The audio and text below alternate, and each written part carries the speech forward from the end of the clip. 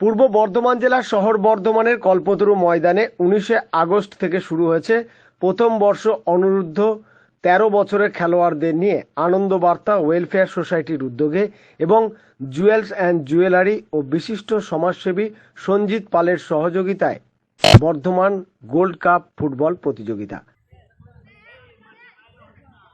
কোনো অবজেকশন নেই তো? কর্মকর্তা কোনো অবজেকশন করেছে? অবজেকশন আছে কর্মকর্তা তরফ থেকে নিতে?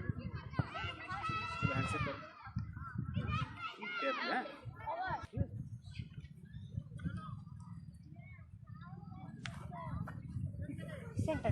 সেন্টার মানে সাইড অর টাচ কোনটা?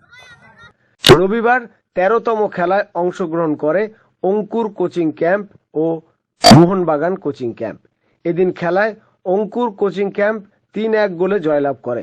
এদিনের খেলায় ম্যান অব দ্য ম্যাচ হয় অঙ্কুর কোচিং ক্যাম্পের খেলোয়াড় অভয় সাউ।